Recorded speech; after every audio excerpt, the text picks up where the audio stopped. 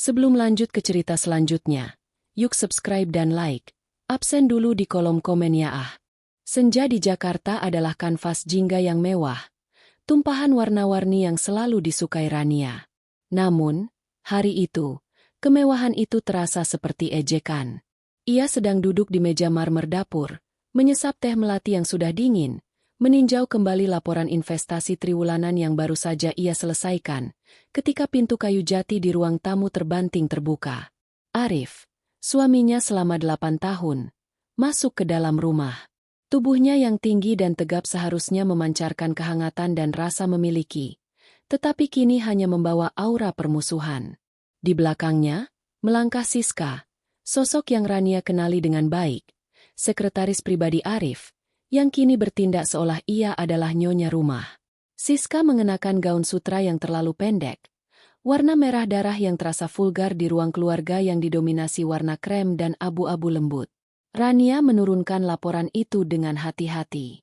Ia tidak terkejut. Keheningan yang dingin telah melingkupi rumah tangga mereka selama hampir setahun. Arif semakin sering pulang larut, dan alasan-alasan klise yang disampaikannya terasa semakin rapuh. Rania, seorang ahli strategi keuangan yang brilian, telah lama menghitung kerugian pernikahan ini, tetapi ia menunggu momen yang tepat. Rania, di situ rupanya kau. Suara Arif pecah, bukan karena kesedihan, melainkan karena perpaduan rasa bersalah, kegelisahan, dan keberanian yang dipaksakan. Ia melemparkan amplop coklat tebal ke atas meja. Amplop itu meluncur, berhenti tepat di samping cangkir teh Rania, membasahi ujungnya dengan kondensasi dingin. "Aku sudah menunggu," jawab Rania. Suaranya rendah dan serak, tetapi ketenangan suaranya mematikan. Ia tidak berteriak, tidak menangis, tidak menunjukkan emosi yang diharapkan Arif. Justru ketenangan itu yang membuat Arif semakin gelisah. Siska di belakang Arif mendengus, seolah jijik dengan pasifnya Rania. Arif menghela napas kasar, kedua tangannya mengepal erat. "Baca itu. Itu surat dari pengacaraku. Kau tahu apa isinya? Aku mau kita berpisah. Aku sudah muak dengan pernikahan yang dingin ini. Aku sudah muak dengan dirimu yang selalu sibuk dengan angka-angka dan tidak pernah hadir." Rania mengambil amplop itu. Jemarinya yang ramping dan bersih, jari-jari seorang pianis yang terampil dalam membaca data, membuka segel dengan perlahan.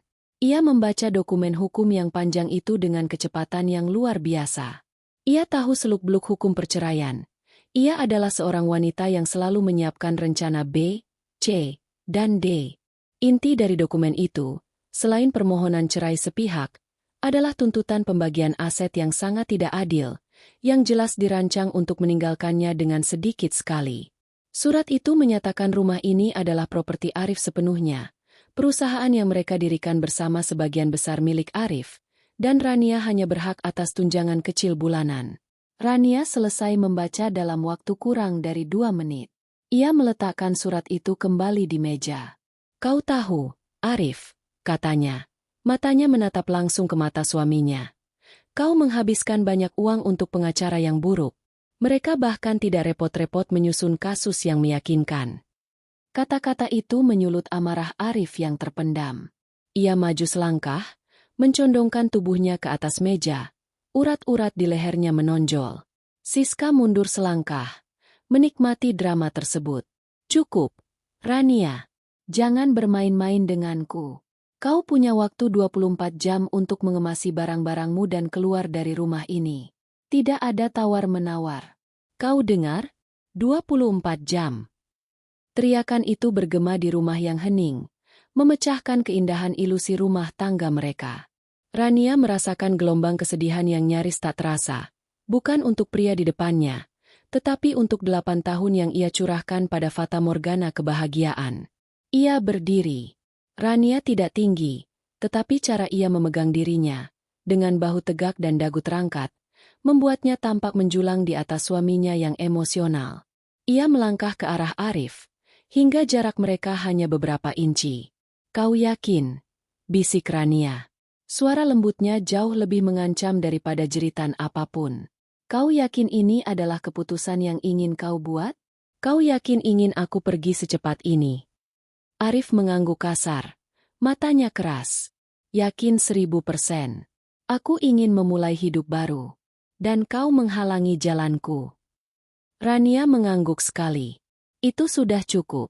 Ia mendapatkan konfirmasi yang ia butuhkan, bahwa pria ini benar-benar tidak melihat nilainya.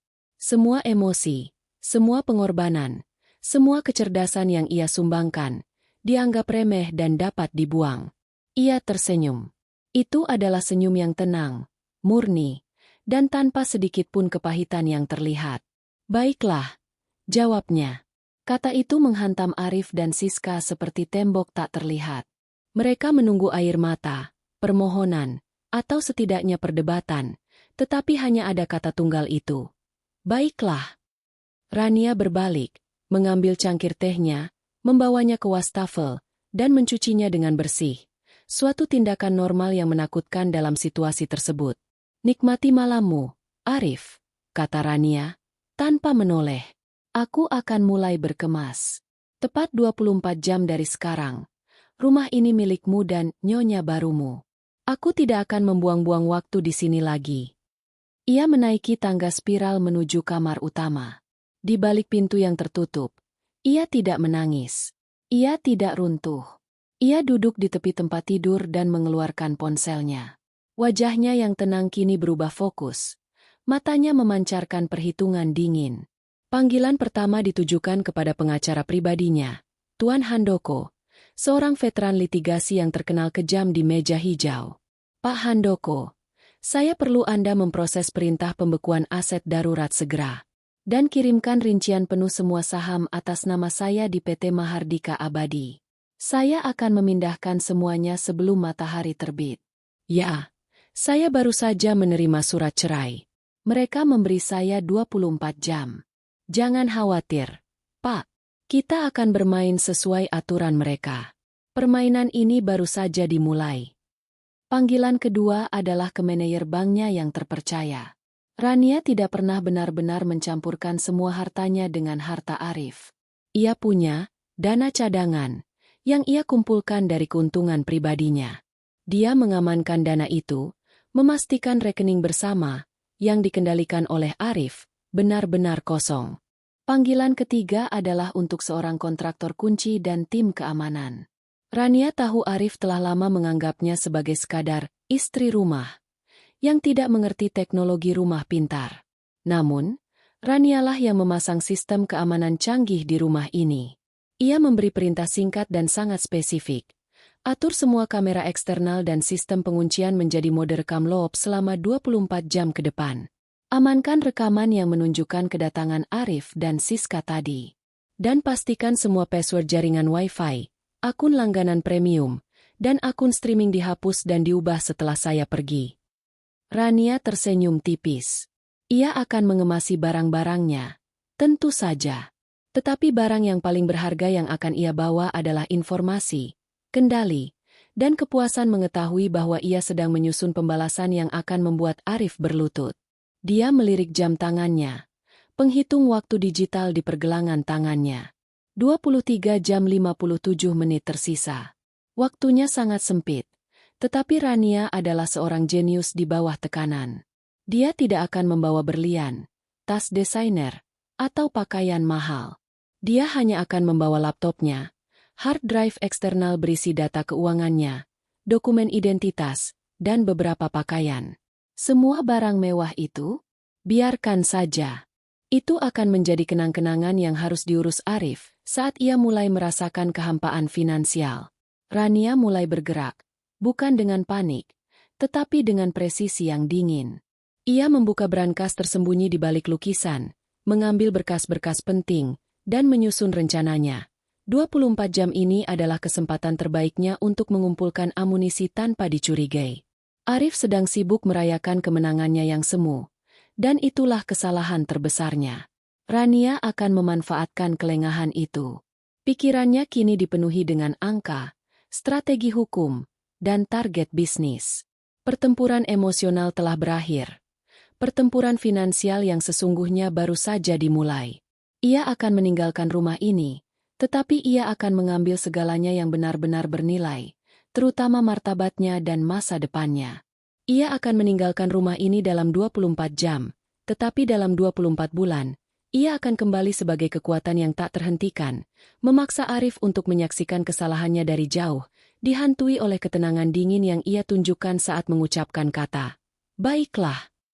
Malam itu, di kediaman mewah yang sebentar lagi bukan lagi miliknya, Rania bergerak seperti hantu. Suara tawa sumbang Arif dan Siska yang merayakan kemenangan mereka di lantai bawah, mungkin sambil meminum wine mahal yang Rania pilihkan, justru menjadi latar musik yang menenangkan bagi operasi rahasianya. Rania adalah ahli strategi. Dalam dunia keuangan, ia tahu bahwa kecepatan dan informasi adalah segalanya. Sambil membenahi tumpukan dokumen di laptopnya, ia mengalokasikan sisa waktu 23 jam 50 menitnya ke dalam 3 fase strategis. Pengamanan aset, 06 jam, pengumpulan bukti, Juni 12 jam, dan kepergian simbolis, Desember 24 jam. Fase 1. Pengamanan aset, malam gelap. Panggilan darurat Rania kepada Tuan Handoko, pengacara litigasi, memicu tindakan cepat di dunia perbankan. Selama 8 tahun, Rania bukan hanya seorang istri, ia adalah Chief Financial Architect bagi kekayaan mereka. Ia mengendalikan portofolio investasi pribadi mereka. Sebagian besar disimpan dalam obligasi yang disamarkan dan saham minoritas di perusahaan-perusahaan strategis yang tidak terdaftar atas nama PT Mahardika Abadi, perusahaan utama Arif. Pertama, ia fokus pada rekening bersama.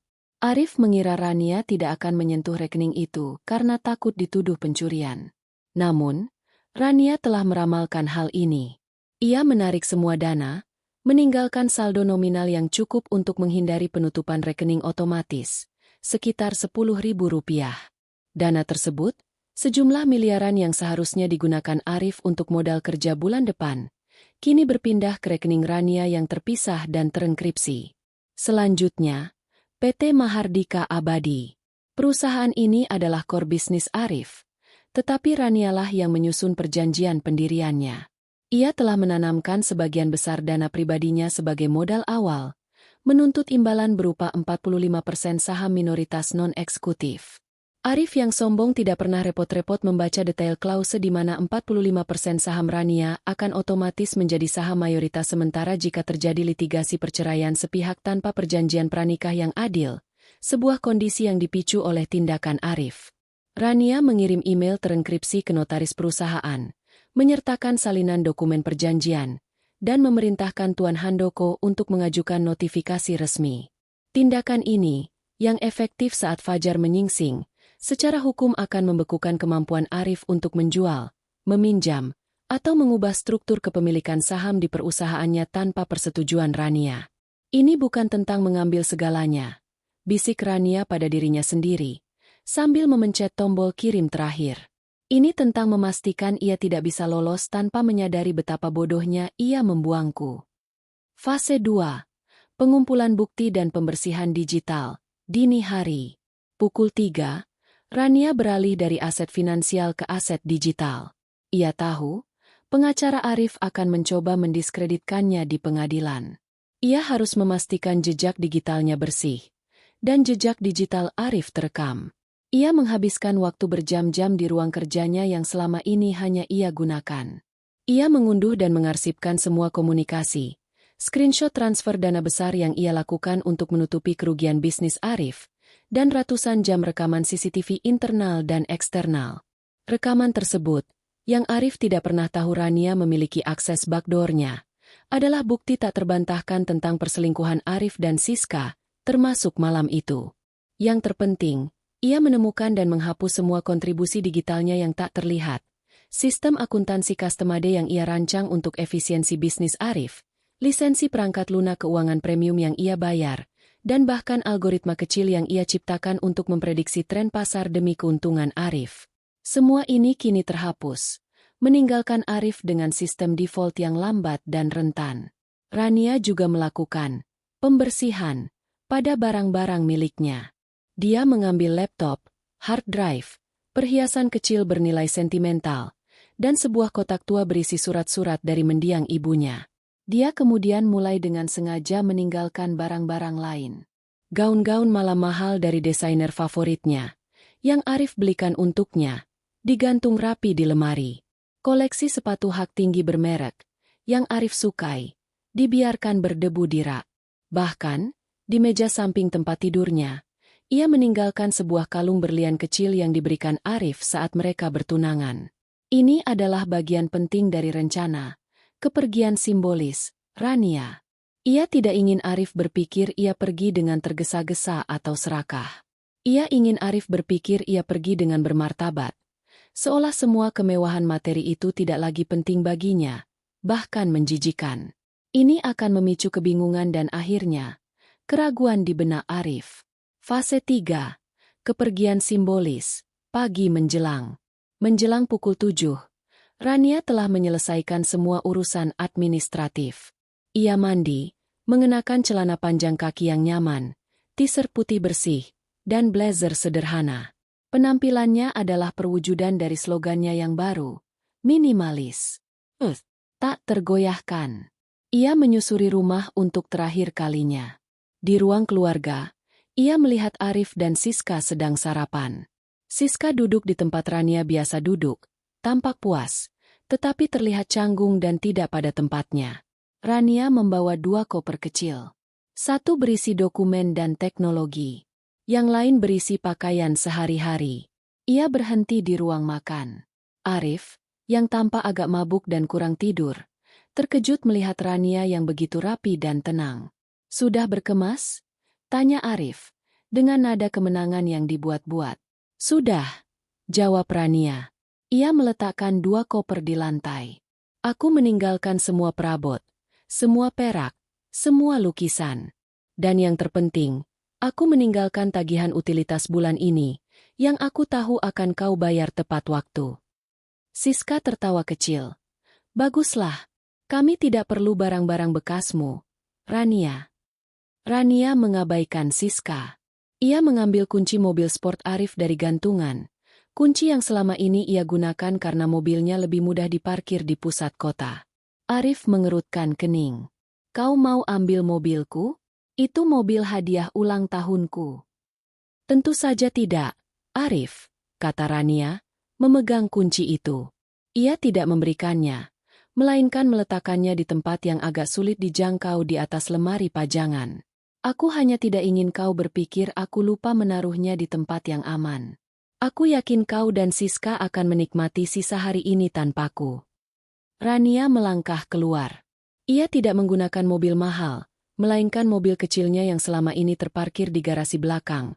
Mobil yang Arif anggap sebagai mainan Rania, namun sebenarnya dibeli dengan uang pribadinya yang terpisah dan sudah lunas. Tepat saat Rania melewati gerbang, ia mengaktifkan perintah terakhir pada sistem keamanan rumah, mode pelacakan waktu. Itu akan melacak dan mengirimkan laporan rinci tentang berapa lama Arif atau Siska menghabiskan waktu di setiap ruangan dan apa yang mereka cari. Rania melaju meninggalkan kemewahan yang palsu itu. Ia tidak melihat ke belakang. Di spion, ia melihat Arif keluar rumah, bingung, mencoba meraih kunci mobil yang tinggi. Siska tampak kesal. Rania tersenyum. Itu bukan senyum pahit, melainkan senyum puas dari seorang ahli strategi yang baru saja memenangkan babak pertamanya. Permainan sudah dimulai. "Baiklah," kata Rania lagi. "Kali ini hanya untuk dirinya sendiri. Sekarang, mari kita bangun kerajaanku." Waktu terus berdetak tanpa ampun. Bagi Arif, 24 jam itu terasa seperti kemenangan cepat. Sebuah formalitas yang diselesaikan dengan teriakan. Baginya, kepergian Rania akan menjadi drama, air mata, dan permohonan yang menyedihkan, yang akan memvalidasi keputusannya. Namun, bagi Rania, setiap menit yang berlalu adalah penanaman bom waktu yang elegan.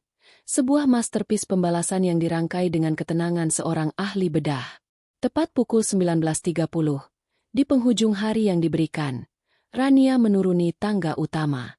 Ia tidak terburu-buru. Ia menuruni tangga itu seolah-olah sedang berjalan di catwalk, mengenakan pakaian yang sama dengan saat ia meninggalkan pagi hari, kaos putih, celana kaki rapi, dan blazer biru tua yang profesional. Ia membawa koper kecilnya dan tas laptopnya. Di ruang tamu yang besar, Arif dan Siska sedang menunggunya. Mereka duduk di sofa kulit Italia, berpura-pura menikmati minuman, tetapi mata mereka terus melirik jam. Siska menyilangkan kakinya, ekspresi puas di wajahnya. Arif terlihat tegang, antisipasi bercampur rasa jijik yang ia paksakan. Tepat waktu, komentar Arif. Suaranya sedikit bergetar. Ia mencoba terdengar dingin, tetapi ada sedikit kejutan karena Rania benar-benar menepati janjinya tanpa drama. Aku selalu menghargai waktu, Arif, jawab Rania. Terutama waktuku sendiri.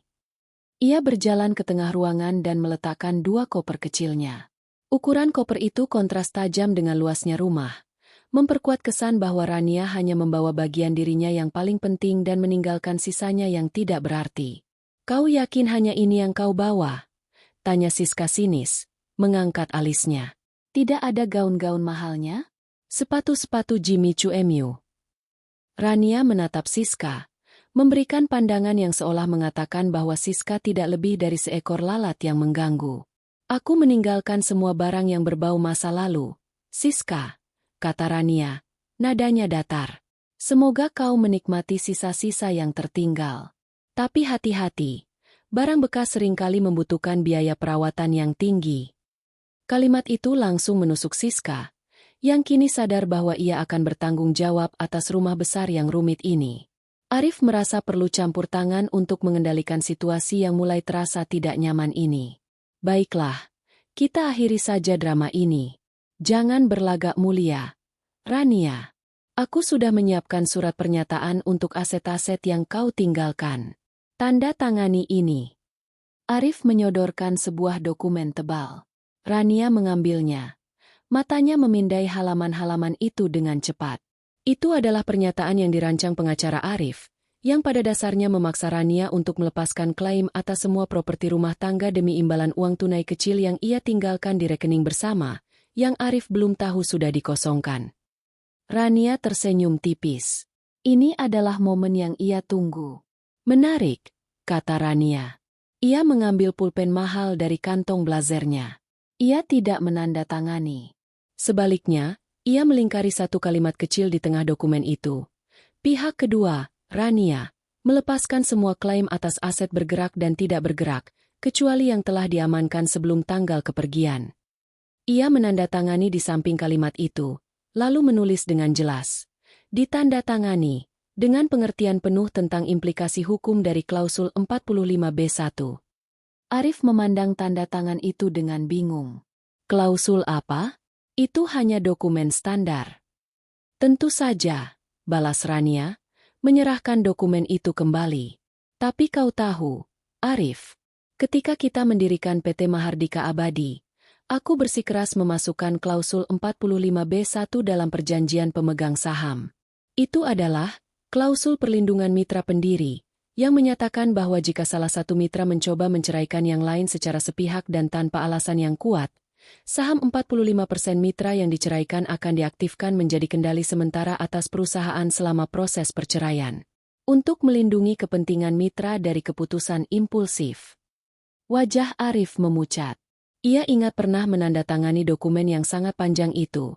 Menganggap klausa itu tidak penting karena ia yakin pernikahan mereka akan abadi. Ia tidak pernah membayangkan Rania, si ratu angka yang ia anggap naif dalam bisnis, telah menyusun jebakan hukum yang begitu cerdas. Kau bercanda. Arif tergagap. Tentu saja tidak. Rania mengangkat bahu, seolah itu hanya hal sepele. Pengacaraku sudah mengirimkan notifikasi ke notaris dan bank jam 10 pagi tadi. Sampai perceraian kita selesai, kau mungkin masih CEO, tapi aku yang memegang kendali atas semua keputusan finansial perusahaan. Anggap saja itu biaya penalti atas ultimatum 24 jammu. Arif berdiri tegak. Wajahnya merah padam. Rasa malu dan marah meledak. Dasar wanita licik. Kau sudah merencanakan ini. Aku hanya melindungi diriku, Arif. Rania menegaskan dengan suara tegas. Kau yang memulai permainan dengan membuangku seperti sampah. Aku hanya memastikan sampah itu membersihkan dirinya sendiri saat ia pergi. Rania melangkah menuju pintu. Tepat sebelum ia membuka pintu jati yang berat itu, ia berhenti. Ia membalikkan badan. Senyumnya yang tenang kini berubah menjadi senyum kemenangan yang tipis dan bersahaja. Ada satu hal lagi, Arif. Aku yakin kau akan merindukan ketenangan yang kubawa. Ketenangan dalam urusan bankmu yang lancar, ketenangan dalam rumah yang terorganisir, dan ketenangan yang kubawa dalam hidupmu yang kacau balau. Aku berharap gundikmu dapat memberimu hal yang sama. Rania melirik Siska, yang kini tampak ketakutan, menyadari bahwa ia tidak mendapatkan istana, melainkan sisa-sisa masalah keuangan yang akan datang. Dengan sekali sentakan, Rania membuka pintu. Ia melangkah keluar ke malam yang dingin dan gelap. Ia tidak memanggil taksi. Mobil kecilnya sudah menunggu di depan gerbang. Saat ia duduk di kursi pengemudi, ia mengambil napas dalam-dalam. Itu adalah udara kebebasan. Ia tidak menangis. Rasa sakitnya telah lama digantikan oleh tujuan. Di spion, ia melihat Arif dan Siska berlari ke ambang pintu. Arif berteriak, tetapi Rania sudah menyalakan mesin. Ia tidak mendengar kata-kata Arif. Yang ia dengar hanyalah suara mesin mobilnya yang stabil, suara yang mewakili kendali penuh atas hidupnya. Saat Rania melaju menjauh, ia mematikan mode pelacakan waktu di rumah Arif, karena fase pengumpulan informasinya telah berakhir. Semua yang ia butuhkan kini ada di tangan Tuan Handoko. Rania mengemudi langsung menuju apartemen yang telah ia sewa sebulan sebelumnya, di gedung perkantoran kelas atas yang dekat dengan pusat bisnis. Ini adalah apartemen kecil, jauh dari kemewahan rumah Arif, tetapi apartemen itu mewakili kemandiriannya. Selamat tinggal, masa lalu, bisik Rania. Ia telah meninggalkan rumah itu dan, yang lebih penting, ia telah menanamkan benih penyesalan. Arif mungkin memiliki rumah itu, tetapi Rania memiliki perusahaan itu, dan yang terpenting, ia memiliki masa depannya yang akan segera ia bangun menjadi sebuah kerajaan yang tak tertandingi. Kepergiannya yang mencolok, tenang, dan strategis adalah pukulan pertamanya. Pukulan berikutnya akan berupa keruntuhan finansial yang lambat dan menyakitkan, dan ia akan duduk di garis samping, menyaksikan semuanya terjadi. Apartemen Rania terasa seperti kapsul waktu, terisolasi dari hiruk-pikuk emosional yang ia tinggalkan. Berada di lantai 25 sebuah gedung perkantoran prestisius di pusat Jakarta, ruangannya kecil, modern, dan sangat fungsional. Tidak ada pernak-pernik mewah, tidak ada karpet tebal, hanya furnitur esensial dengan garis-garis bersih, representasi sempurna dari pikiran Rania yang kini terfokus, efisiensi dan minimalisme. Setelah meletakkan koper dan tas laptopnya di meja kerja yang menghadap ke pemandangan kota yang berkilauan, Rania tidak merasakan lelah. Justru, ia merasa seolah-olah baru saja menyingkirkan beban berat yang telah lama membelenggunya. Udara di sini terasa segar, murni dari drama dan kebohongan. Ia menghabiskan sisa malam itu, bukan untuk tidur, tetapi untuk menghidupkan kembali kerajaan kecilnya yang selama ini ia jalankan secara tersembunyi. Bisnis rahasia Rania bernama Aithel Consulting, sebuah nama yang diambil dari bahasa Inggris kuno yang berarti mulia. Selama bertahun-tahun, ketika Arif mengira Rania hanya sibuk bermain-main dengan angka di rumah, Rania sebenarnya mengelola portofolio investasi dan menyediakan jasa high stakes financial risk management secara sangat rahasia untuk klien-klien yang super elit. Klien-kliennya adalah para pengusaha dan keluarga kaya raya yang membutuhkan anonimitas dan strategi cerdas untuk mengamankan aset dari krisis politik, perubahan pasar, atau, ironisnya, perselisihan internal. Pukul 2 pagi, Rania mengirimkan blast email terenkripsi ke 12 kliennya yang paling penting. Isi emailnya singkat namun profesional. Kepada klien YTH, per 24 jam terakhir, saya telah menutup babak pribadi dalam hidup saya yang dapat menimbulkan konflik kepentingan. Saya kini berkomitmen penuh dan 100% fokus untuk mengembangkan dan melayani kebutuhan strategis Aithel Consulting. Eksklusivitas dan diskresi Anda adalah prioritas mutlak. Saya akan mengadakan rapat strategis dengan Anda masing-masing dalam 48 jam ke depan. Salam hormat, Rania, CEO Aithel Consulting. Tanggapan balik datang hampir seketika. Rania dikenal karena kecerdasan analitisnya yang luar biasa, kemampuan untuk melihat risiko tersembunyi jauh sebelum orang lain menyadarinya, dan yang terpenting, karena reputasinya yang anti-drama. Kliennya sangat menghargai bahwa kini ia tidak lagi terikat pada urusan bisnis Arif yang semakin tidak stabil. Pagi harinya, Rania memulai transformasi diri. Bukan hanya penampilan, tetapi tentang menyesuaikan persona luar agar sesuai dengan kekuatan batinnya yang sesungguhnya. Selama menikah, Rania secara tidak sadar meredupkan gayanya. Memilih warna-warna netral, pakaian yang elegan namun sederhana agar tidak mengalahkan perhatian yang harusnya tertuju pada Arif, sang CEO. Hari itu, Rania memutuskan untuk membuang semua bayangan masa lalu. Ia menghubungi penata rambut dan penata busana pribadinya. Kontak-kontak lama yang ia miliki jauh sebelum bertemu Arif. Rambut panjangnya yang selama ini tergerai lembut dipotong menjadi long bob yang tajam dan modern. Warna rambutnya dibuat sedikit lebih gelap, menonjolkan fitur wajahnya yang tegas dan mata coklatnya yang intens. Untuk busana, ia mengganti lemari pakaiannya. Tidak ada lagi blus chiffon dan rok pensil lembut. Ia memilih struktur. Power suits dari Wall Italia berwarna navy dan abu-abu arang, jaket blazer dengan potongan bahu yang tegas, dan kemeja sutra berkerah tinggi.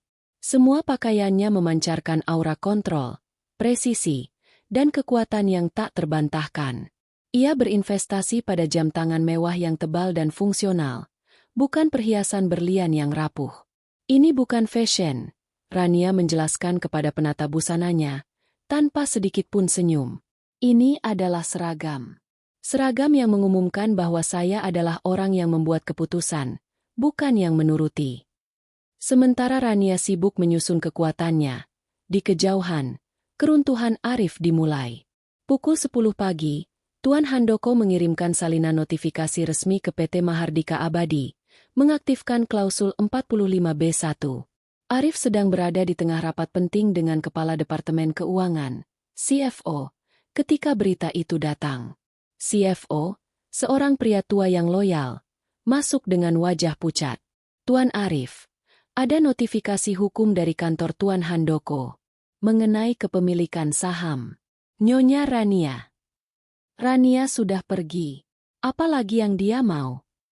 Arif membentak, kesal karena pembicaraan bisnisnya terpotong. Dia tidak hanya pergi, Tuan, balas CFO, menelan ludah.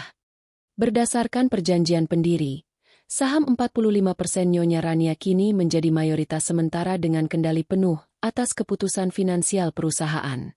Dan rekening operasional kita kosong, Tuan. Saldo hanya tersisa Rp10.000. Dana yang seharusnya kita bayarkan kepada pemasok dan gaji bulan depan sudah ditarik. Dunia Arif seketika runtuh. Bukan karena uangnya, tetapi karena rasa malu di depan CFO dan para direktur. Ia telah mengusir Rania, mengira ia memenangkan kebebasan, tetapi kini ia menyadari ia telah menyerahkan kendali atas seluruh hidup dan bisnisnya kepada wanita yang ia buang.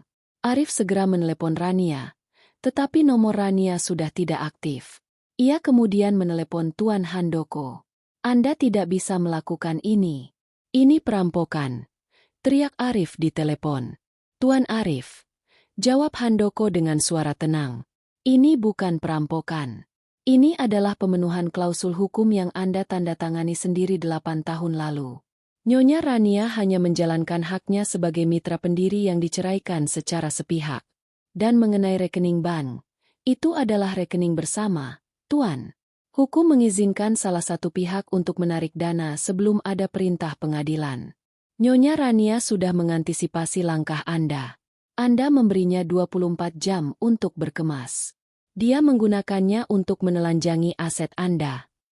Saat Arif tenggelam dalam kepanikan, Rania sedang tersenyum tipis, menandatangani kontrak konsultasi pertamanya sebagai CEO Aethel Consulting. Kontrak itu bernilai 2 kali lipat dari gaji tahunan Arif.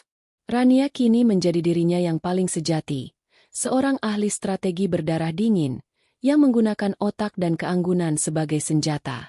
Apartemen kecilnya yang rapi adalah pusat komandonya, dan setiap langkah yang ia ambil bertujuan untuk satu hal, membuat Arif menyesal telah menukar berlian yang bersinar dengan batu permata palsu. Babak baru telah dimulai. Ini adalah babak kemenangan, yang dibangun di atas reruntuhan pernikahan yang ia tinggalkan tanpa air mata. Kekacauan itu tidak datang seperti badai, melainkan seperti tetesan air asam yang perlahan melarutkan fondasi yang rapuh. Bagi Arif, kejutan dari surat cerai dan ultimatum 24 jam Rania seharusnya menjadi akhir yang manis, sebuah babak yang ditutup dengan pengusiran. Namun, realitas yang ia hadapi setelah Rania pergi adalah neraka yang disusun dengan rapi.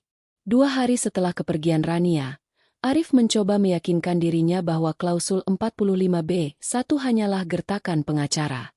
Ia segera memanggil pengacaranya, Taufik, dan memerintahkannya untuk mengajukan gugatan balik dan membatalkan notifikasi kepemilikan saham. Batalkan itu sekarang juga. Dia tidak bisa mengambil perusahaanku, teriak Arif dari balik meja kerjanya yang mewah. Taufik, yang suaranya terdengar cemas di ujung telepon, menjelaskan kenyataan pahit. Tuan Arif, Tuan Handoko telah bergerak cepat. Klausul 45B1 tertulis dengan jelas, dan Anda menandatanganinya. Satu-satunya cara untuk membatalkannya adalah jika Anda dapat membuktikan Nyonya Rania melanggar perjanjian fidusia, tetapi rekam jejak keuangan Nyonya Rania bersih. Dia tidak mencuri. Dia hanya menjalankan haknya. Dan mengenai dana operasional yang ditarik secara hukum, itu adalah rekening bersama, dan dia berhak menariknya sebelum ada keputusan pengadilan. Kami terikat, Tuan. Saat ini, Nyonya Rania secara efektif memegang kendali atas likuiditas PT Mahardika Abadi. Arif menjatuhkan teleponnya. Ia merasakan sakit kepala yang menusuk, perpaduan antara kemarahan dan rasa malu yang membakar. Ia, sang CEO yang dihormati, kini harus tunduk pada keputusan finansial dari wanita yang ia buang. Dampak langsung, kekosongan kas dan kekacauan operasional. Pukulan finansial pertama tiba dalam bentuk gelombang. Karena rekening operasional dikeringkan, 3 cek utama untuk pemasok utama peralatan teknik mereka mendadak kosong. Dalam industri konstruksi dan pengadaan, reputasi adalah mata uang.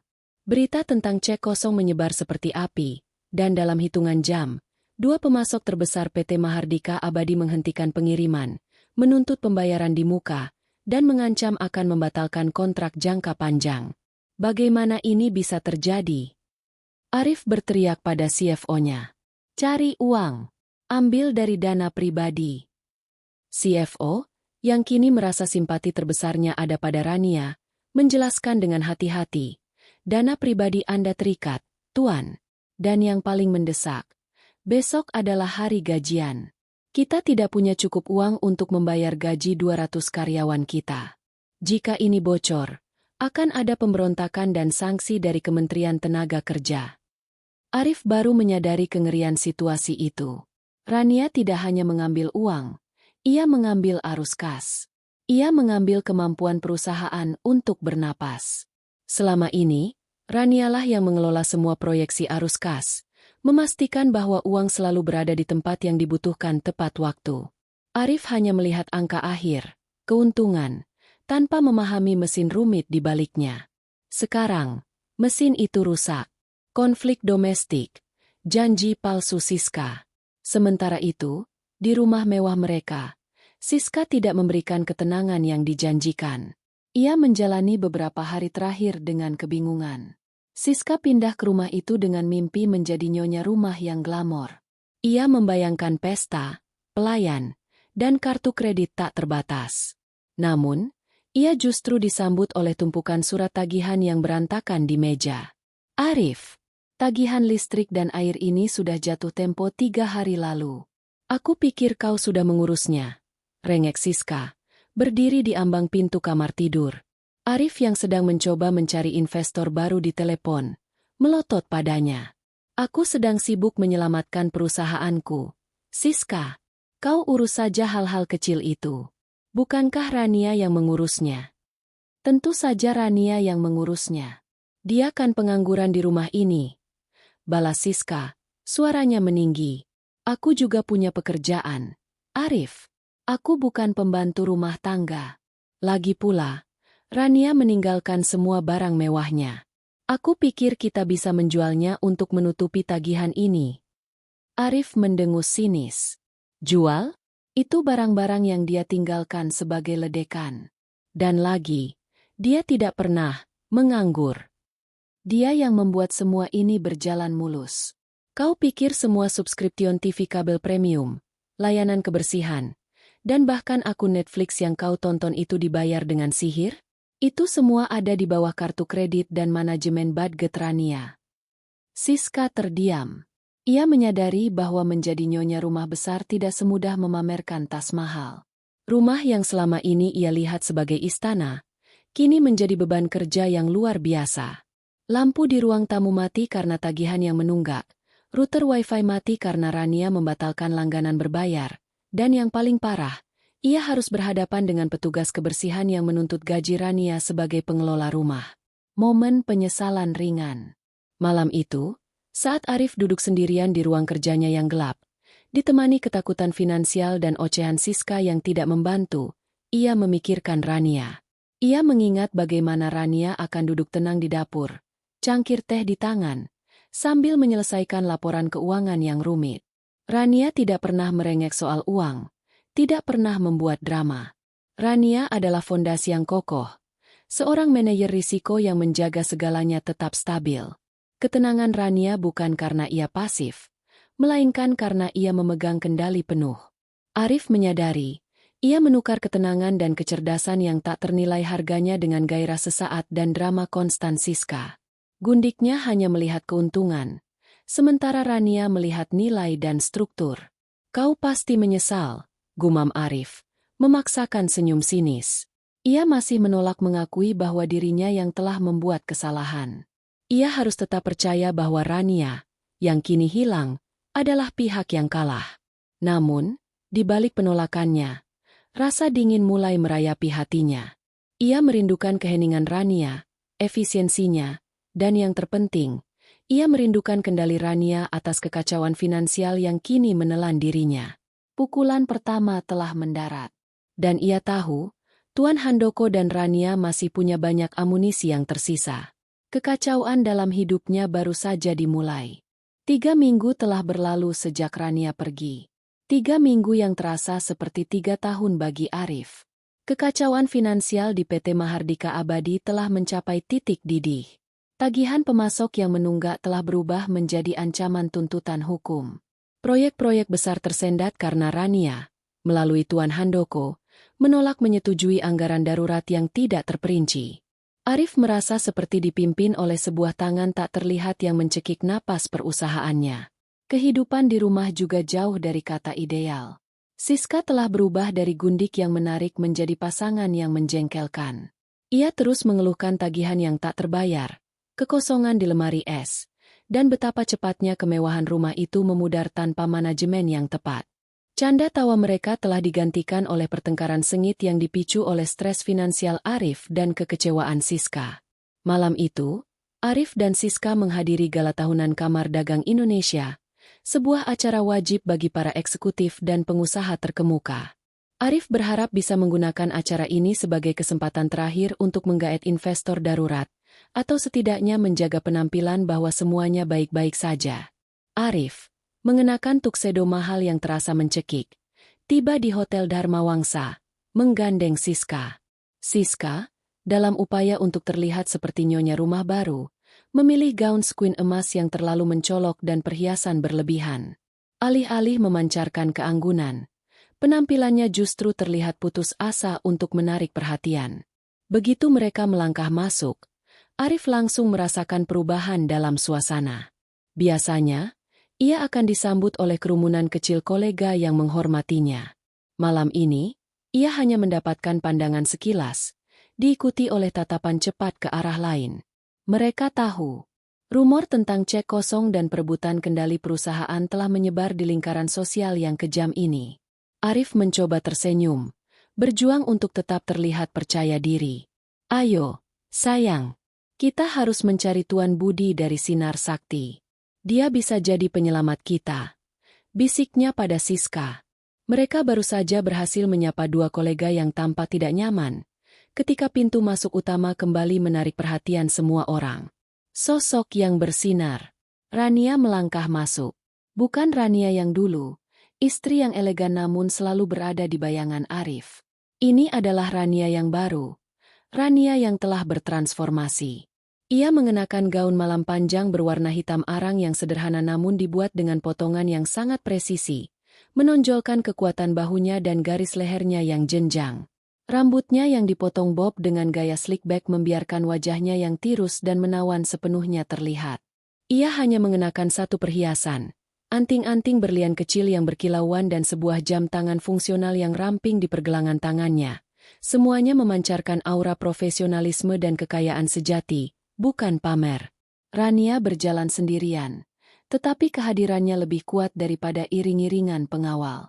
Posturnya tegak, matanya tenang, dan senyum tipisnya terasa seperti sebuah rahasia yang ia bagi hanya dengan dirinya sendiri. Arif dan Siska terpaku di tempat. Siska mengernyit, kesal karena gaun mencoloknya langsung terlihat murahan dibandingkan dengan keanggunan Rania yang tenang. Arif merasakan gelombang panas membanjiri wajahnya, bukan hanya karena marah, tetapi karena menyadari betapa bodohnya ia membuang permata ini. Saat Rania berjalan di karpet merah, ia dikelilingi oleh tokoh-tokoh besar, presiden direktur sebuah bank investasi, dan seorang menteri senior yang selama ini selalu sulit didekati. Mereka bukan hanya menyapa, mereka mengerumuni Rania. Snoop publik yang mematikan. Rania berjalan mendekati tempat Arif berdiri, seolah-olah ia tidak melihatnya. Namun, tepat ketika mereka berjarak 3 meter, Rania memutar kepalanya, dan mata mereka bertemu. Rania tidak menunjukkan kebencian, kemarahan, atau kesedihan. Matanya hanya memancarkan pengakuan dingin dan profesional. Ia mengangguk kecil, seolah menyapa seorang kenalan bisnis yang biasa-biasa saja. Itu adalah anggukan singkat, tanpa emosi, sebuah sapaan yang diberikan pada orang yang tidak relevan.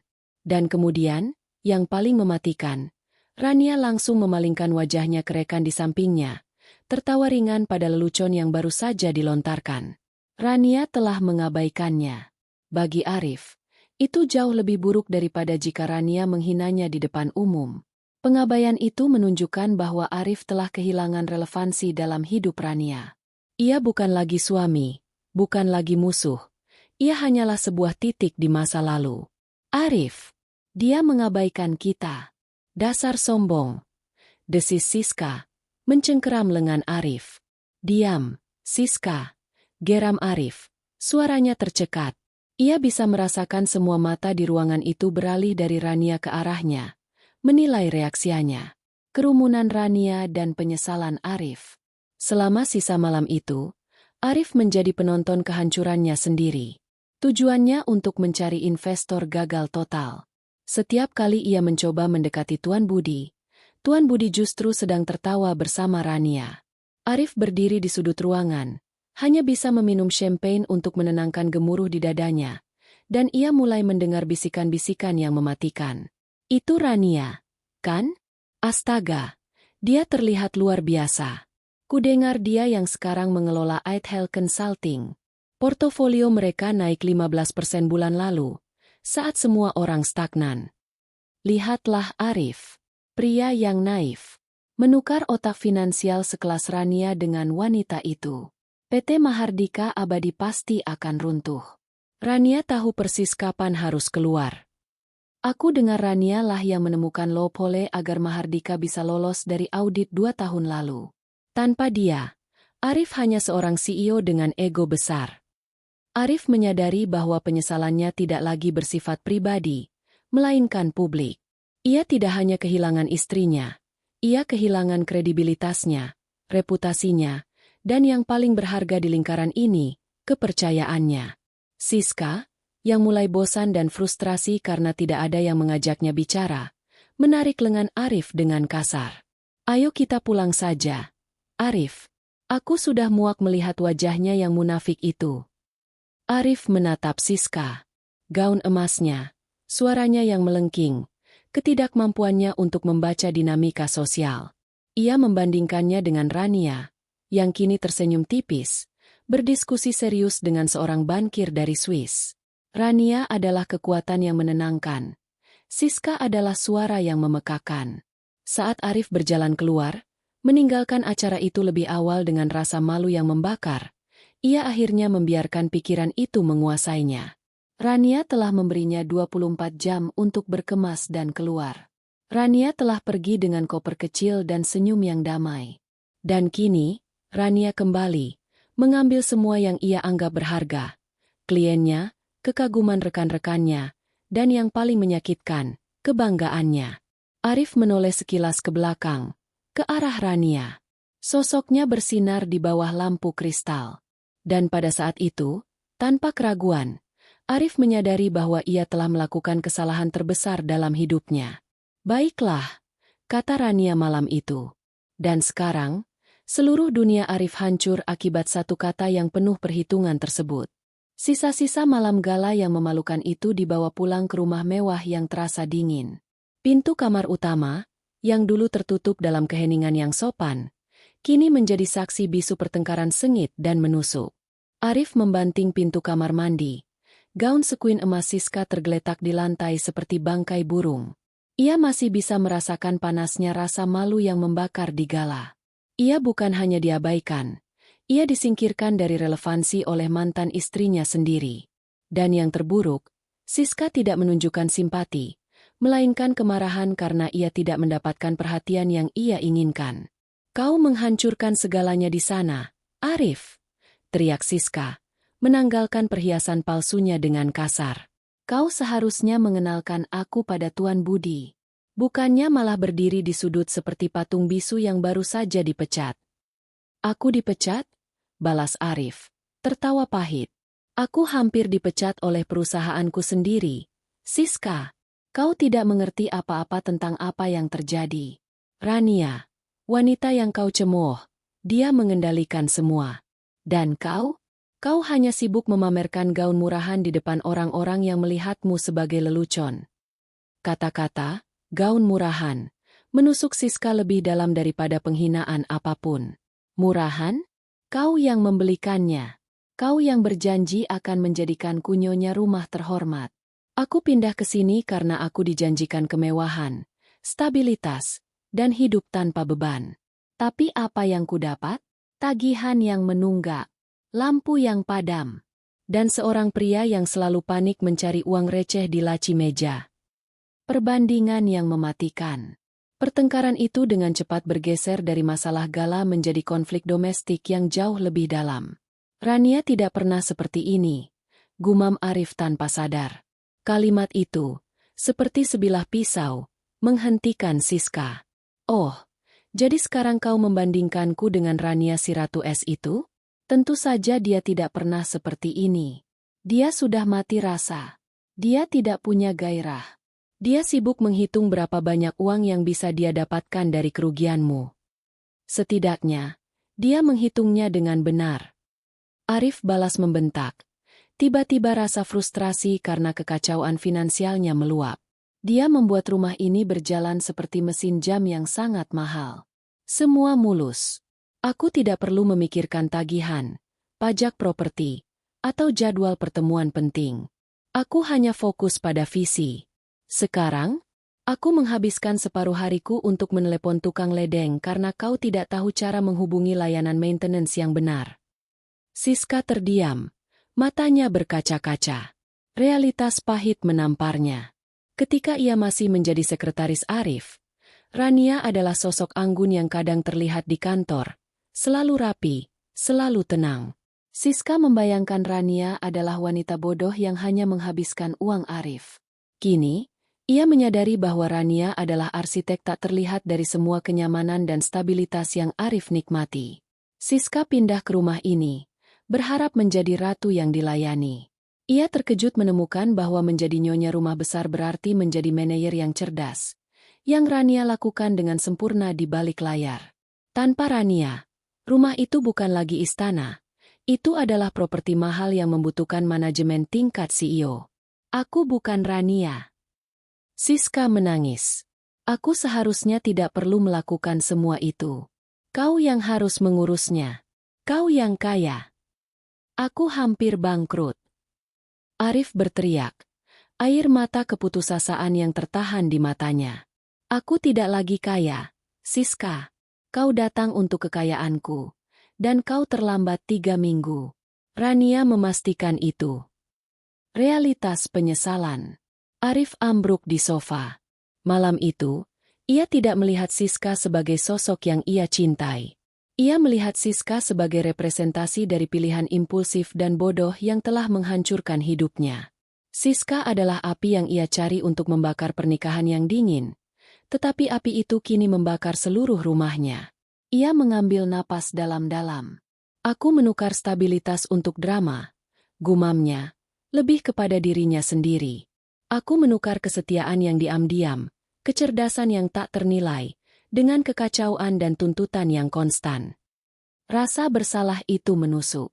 Ia ingat bagaimana Rania selalu mengkritik keputusannya dengan fakta dan angka, bukan emosi. Kritik Rania memang menyakitkan bagi egonya, tetapi itu selalu benar. Siska, di sisi lain, hanya menyanjung egonya, tetapi meninggalkan perusahaannya rentan dan tidak terlindungi. Aku tidak bisa melakukan ini lagi, Arif, kata Siska. Suaranya kini dingin dan kalkulatif, mirip dengan Rania, tetapi dengan tujuan yang berbeda. Aku butuh kejelasan. Jika perusahaanmu runtuh, apa yang akan kita lakukan? Kau tidak bisa lagi membelikanku apapun. Aku tidak bisa hidup seperti ini. Aku tidak menikahi seorang pria untuk hidup dalam ketakutan akan kebangkrutan. Kalimat itu adalah pengkhianatan terakhir yang menghantam Arif. Siska adalah pengkhianat yang tulus. Ia tidak pernah mencintai Arif. Ia mencintai kemewahan yang dijamin oleh Rania. Kau benar, kata Arif, dengan nada lelah. Ia tidak lagi marah, hanya kosong. Kau tidak bisa hidup seperti ini. Dan aku tidak bisa hidup dalam kekacauan yang kubuat. Penyesalan itu kini sepenuhnya terwujud. Ia menyadari kebodohannya secara total. Ia merindukan ketenangan Rania. Ia merindukan Rania yang memastikan segelas teh melatinya selalu tersedia, bukan karena ia melayaninya, tetapi karena Rania menghargai ritual kecil yang teratur. Arif menutup matanya. Wajahnya menenggelamkan diri di telapak tangan.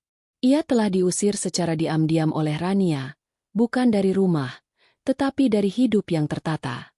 Ia menyadari, Rania tidak hanya pergi dengan koper kecil.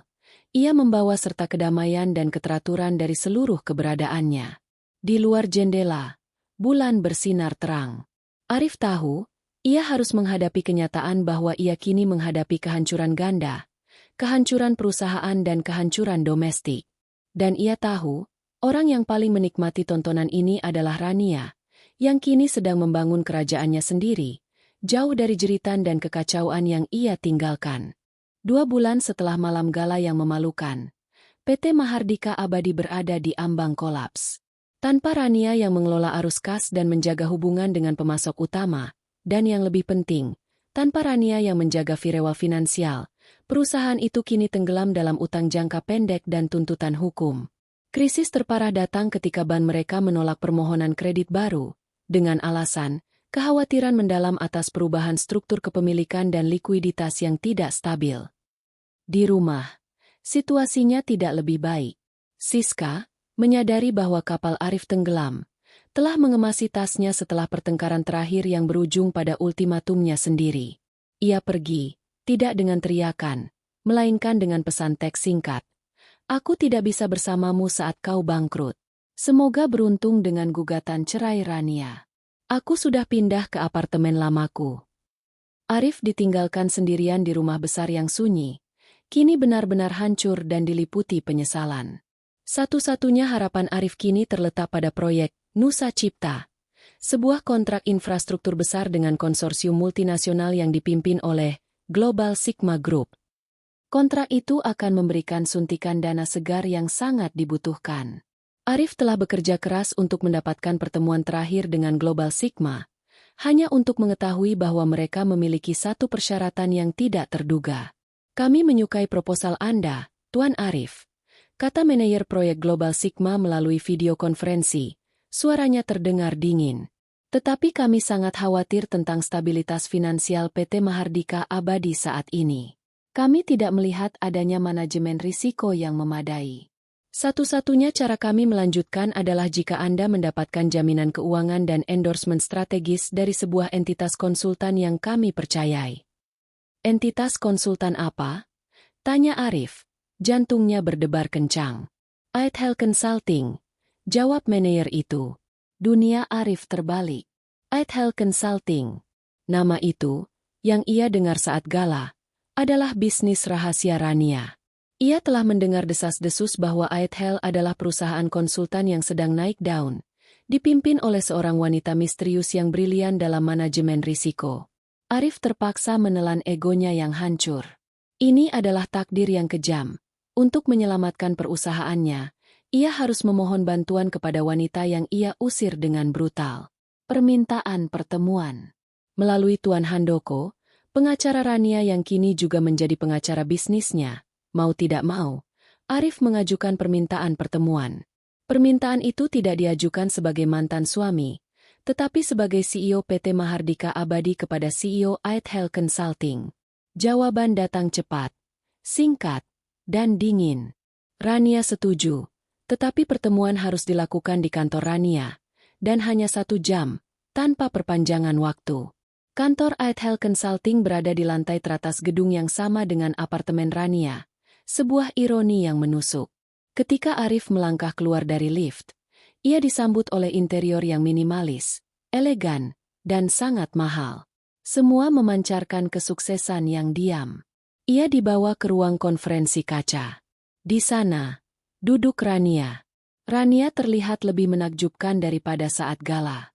Mengenakan sut abu-abu arang yang disesuaikan sempurna, ia memancarkan otoritas yang dingin. Rambutnya terawat rapi, dan matanya memancarkan kecerdasan yang tajam, tanpa kehangatan yang pernah ia berikan pada Arif. Di depannya terbentang berkas tebal, laporan audit finansial PT Mahardika Abadi, yang Arif yakini hanya bisa diakses oleh CFO-nya. Terima kasih sudah bersedia meluangkan waktu, Nyonya Rania, kata Arif, yang dipaksa menggunakan formalitas. Suaranya terdengar serak. Tugas saya adalah mengelola waktu secara efisien, Tuan Arif. Balas Rania, nadanya murni bisnis. Ia tidak menggunakan nama depannya. Saya melihat permintaan Anda. Anda membutuhkan Aethel Consulting untuk memberikan endorsement kepada Global Sigma agar proyek Nusa Cipta bisa berjalan. Tepat, kata Arif, memaksakan senyum yang putus asa. Kita berdua tahu, proyek Nusa Cipta akan menjadi keuntungan besar. Ini akan menguntungkan Mahardika dan juga, secara tidak langsung, menguntungkan 45% saham Anda. Rania menggeser laporan audit di mejanya. Kita luruskan, Tuan Arif. 45% saham saya kini adalah kendali sementara atas perusahaan. Saya tidak akan membuat keputusan yang merugikan. Saya telah membaca laporan audit Anda. PT Mahardika Abadi tidak hanya menderita kerugian likuiditas, tetapi juga mismanajemen parah sejak saya pergi.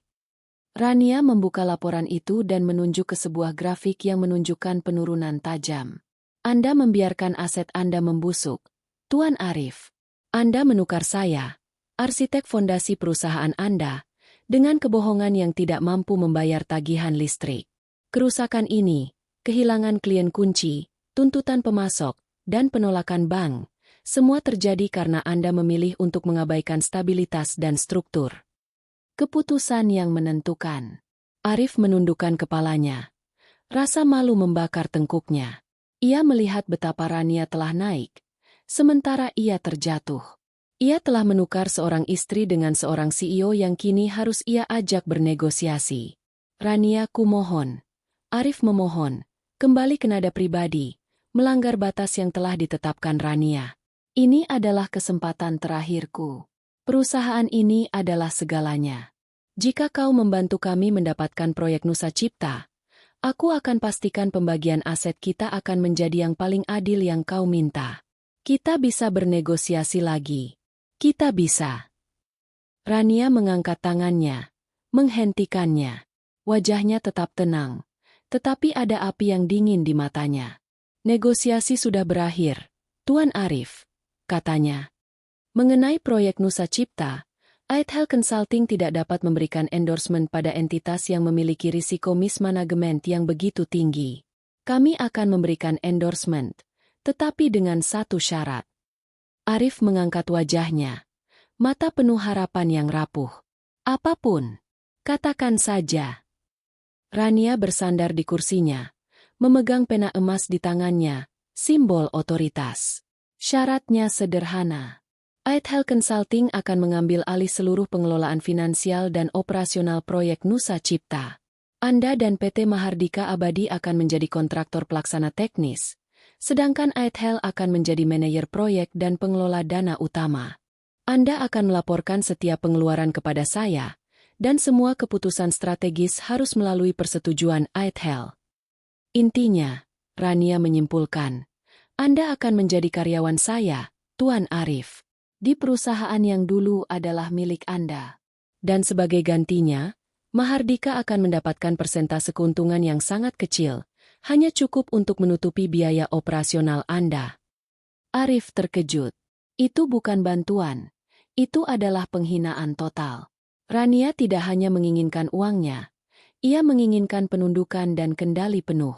Ia ingin Arif tunduk padanya di perusahaan yang ia bangun. Aku tidak bisa melakukan itu, bisik Arif. Suaranya dipenuhi amarah yang tercampur rasa putus asa. Itu merampas seluruh martabatku. Rania membalas tatapan itu. Senyumnya dingin. Martabat? Anda kehilangan martabat ketika Anda mengusir saya dalam 24 jam. Anda kehilangannya ketika Anda menukar kesetiaan dengan perselingkuhan.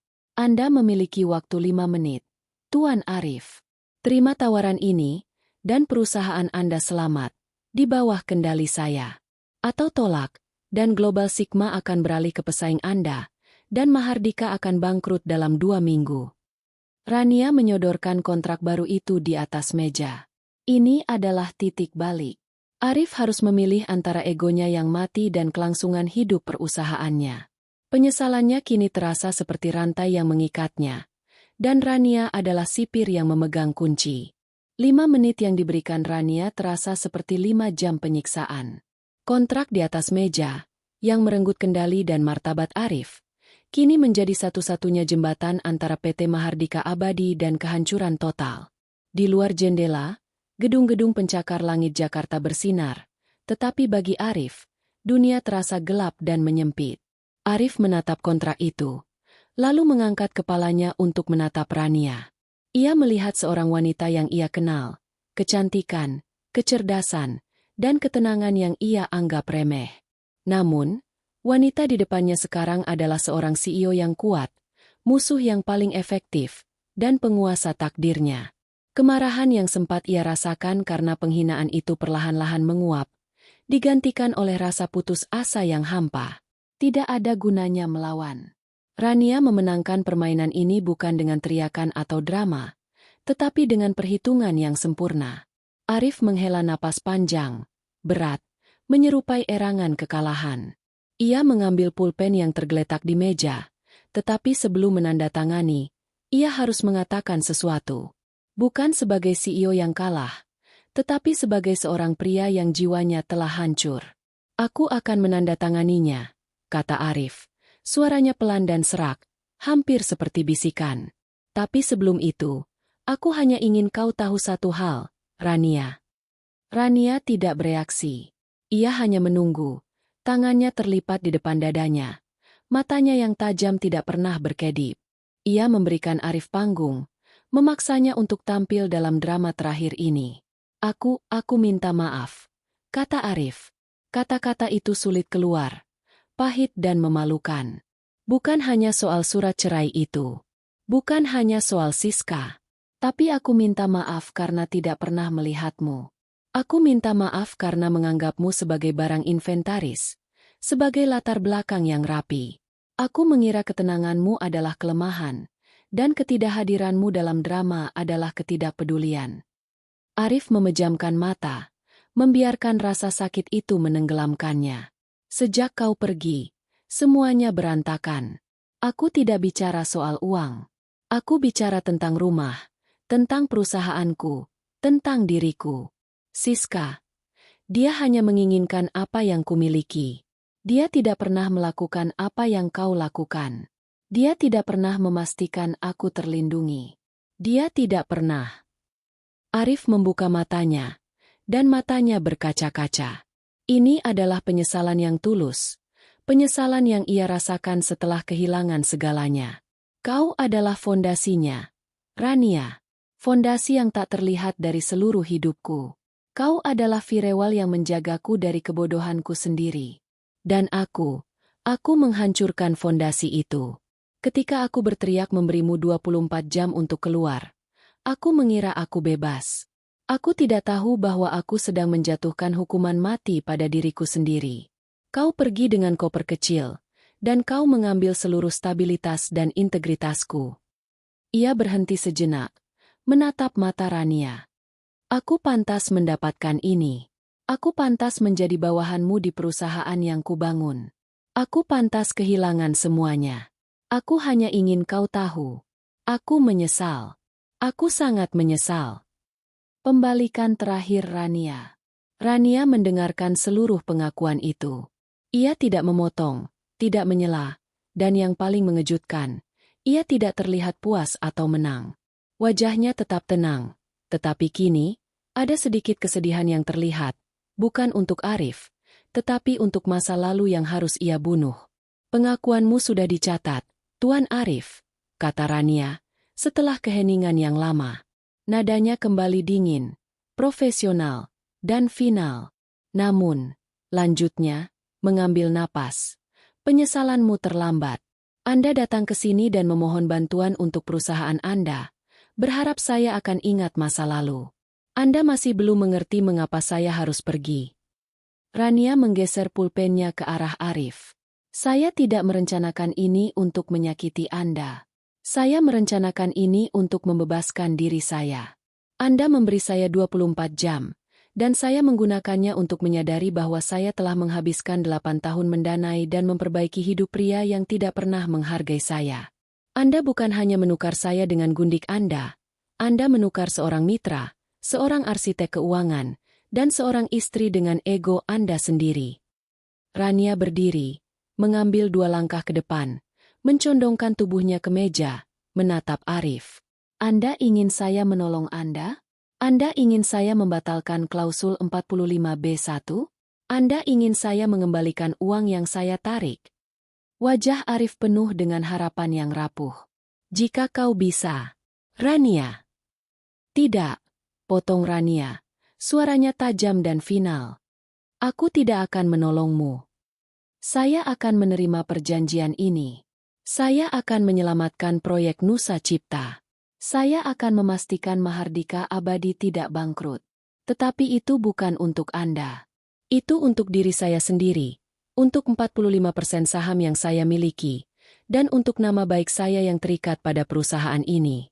Saya akan menyelamatkan aset, tetapi saya tidak akan menyelamatkan Anda. Rania menunjuk ke kontrak itu. Tanda tangani itu.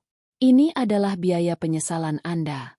Anda harus bekerja di bawah kendali saya, dan setiap hari, Anda harus mengingat harga yang Anda bayar untuk 24 jam kebebasan yang Anda ambil. Air mata Arif tumpah. Itu bukan air mata kemarahan, tetapi air mata kekalahan total. Ia mengambil pulpen itu. Tangannya gemetar saat ia menandatangani kontrak itu, menyerahkan kendali atas hidup dan perusahaannya kepada wanita yang ia usir. Rania mengangguk puas. Selamat bekerja, Tuan Arif. Sekarang, Anda adalah bawahan saya. Staf saya akan mengantar Anda keluar. Kita akan memulai rapat proyek pertama besok pagi, pukul 8 tepat.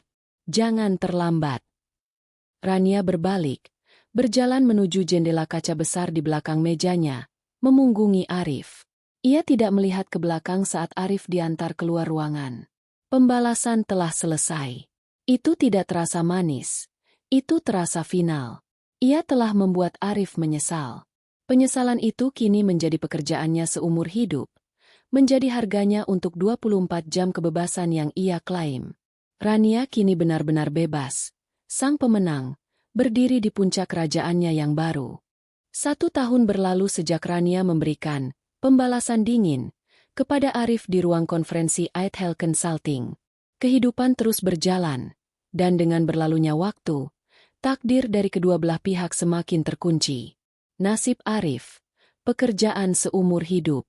Arif kini adalah manajer proyek di bawah kendali penuh Aithel Consulting, yang secara efektif dipimpin oleh mantan istrinya, Rania. Setiap pagi, ia tiba di kantor tepat pukul 8, seperti yang diperintahkan Rania. Pekerjaan itu sendiri adalah siksaan halus. Proyek Nusa Cipta berjalan sukses di bawah manajemen Rania, yang mengawasi setiap keputusan pengeluaran Arif. Arif harus membuat laporan mingguan yang sangat rinci mengenai setiap rupiah yang dibelanjakan, dan ia harus mengajukannya kepada manajer risiko senior Aithel Consulting, posisi yang ditempati Rania sendiri. Pertemuan mingguan mereka hanya berlangsung selama 15 menit di ruang konferensi yang sama. Rania tidak pernah menyebut masa lalu, tidak pernah menunjukkan emosi, dan tidak pernah membiarkan Arif bersikap santai. Ia hanya berbicara tentang angka, efisiensi, marin, dan risiko. Laporan biaya pengadaan Anda terlambat 2 jam, Tuan Arif.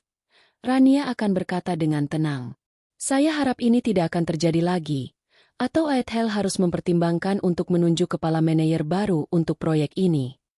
Setiap kalimat Rania adalah pengingat konstan akan kegagalannya. Ia telah berhasil menyelamatkan perusahaannya dari kebangkrutan, tetapi harga keselamatannya adalah martabat dan kebebasannya. Ia bekerja keras untuk kekayaan wanita yang ia usir. Rumah mewahnya, tempat ia mengira akan memulai hidup baru dengan Siska, kini terasa seperti penjara besar yang mahal. Setelah perceraian resmi mereka diselesaikan, Rania mendapatkan pembagian aset yang adil berkat klausul 45B1. Arif terpaksa menjual beberapa properti pribadinya untuk melunasi utang perusahaan yang ia biarkan menumpuk selama krisis. Siska. Ia menghilang segera setelah perceraian mereka. Ia mencari pria kaya raya lain, meninggalkan pesan singkat kepada Arif bahwa ia tidak pernah bisa mencintai seorang pria yang tidak bisa mengendalikan urusan rumah tangganya sendiri. Arif akhirnya benar-benar sendirian, dihantui oleh bayangan Rania. Ia merindukan ketenangan yang ia anggap membosankan, efisiensi yang ia anggap remeh, dan firewall emosional yang ia hancurkan. Penyesalannya bukan hanya kata-kata di ruang konferensi. Itu adalah pekerjaan seumur hidup yang ia lakukan setiap hari di bawah pengawasan mantan istrinya. Ia telah menukar seorang ratu dengan kesepian abadi. Kemenangan Rania, sebuah kerajaan yang baru. Di sisi lain kota, Rania tidak hanya sukses, ia menjadi sebuah legenda di industri keuangan. Aithel Consulting berkembang pesat, mendapatkan reputasi sebagai perusahaan paling cerdas dan paling andal dalam manajemen risiko di Asia Tenggara. Ketenangannya di depan umum, kecerdasannya yang tak tertandingi, dan cerita bisu tentang bagaimana ia keluar dari pernikahan yang berantakan, semuanya menambah aura kekaguman di sekelilingnya. Setelah perceraian itu diselesaikan, Rania tidak pernah melihat ke belakang. Surat cerai itu, yang dulu dilemparkan Arif kepadanya, kini ditandatangani dan diarsipkan sebagai pengingat akan titik baliknya. Ia tidak menyimpan kepahitan, ia hanya menyimpan pelajaran. Rania telah pindah dari apartemen kecilnya ke sebuah penthouse modern dengan pemandangan 360 derajat ke kota, tempat ia bisa melihat kantor Arif di kejauhan, tetapi kini ia berada di ketinggian yang jauh lebih tinggi, secara harfiah dan metaforis. Ia menjalani hidupnya dengan kemandirian penuh. Pengembangan bisnis. Ia membuka cabang Aithel Consulting di Singapura dan Hong Kong, memfokuskan perusahaannya pada risk mitigation internasional. Kehidupan sosial. Ia dikelilingi oleh teman-teman baru yang suportif dan kolega bisnis yang menghormati kecerdasannya, bukan status pernikahannya. Suatu sore, Rania sedang duduk di balkon penthouse-nya, menyesap teh melati, teh yang sama yang ia minum saat Arif memberinya ultimatum 24 jam. Ia meninjau laporan tahunan Aithel, yang menunjukkan pertumbuhan eksponensial. Seorang teman baiknya, seorang bankir wanita yang cerdas, pernah bertanya, "Apakah kau bahagia, Rania? Setelah semua yang kau lakukan pada Arif?" Rania tersenyum. Itu adalah senyum yang tenang dan murni, tanpa sedikit pun kekejaman. Aku tidak melakukannya untuk bahagia. Aku melakukannya untuk bebas. Dan ya, Aku bebas, dan itu adalah kebahagiaan terbesar. Aku menggunakan 24 jam yang dia berikan untuk memilih diriku. Dan setiap hari sejak saat itu, aku memvalidasi pilihan itu dengan kesuksesan yang jujur. Rania telah memenangkan pertarungannya. Ia menunjukkan kepada Arif bahwa ketenangan adalah kekuatan, kecerdasan adalah senjata yang mematikan, dan bahwa nilai dirinya tidak pernah bisa ditentukan oleh cincin atau gelar istri, tetapi oleh pikiran dan kendali atas takdirnya sendiri. Ia mengambil napas dalam-dalam. Baiklah. Kata itu bergema, bukan sebagai pengakuan kekalahan, melainkan sebagai sebuah deklarasi kemenangan. Rania meletakkan laporan itu, siap untuk menaklukkan pasar global berikutnya, meninggalkan Arif jauh di bawah, merenungkan penyesalan yang ia ciptakan sendiri.